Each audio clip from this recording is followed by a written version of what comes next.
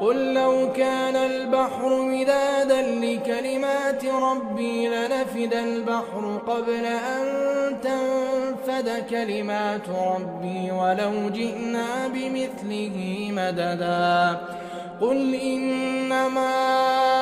أنا بشر مثلكم يوحى إلي أنما إلهكم إله واحد فمن كان يرجو لقاء ربه فليعمل عملا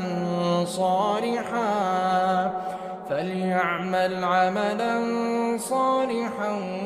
ولا يشرك بعبادة ربه أحدا.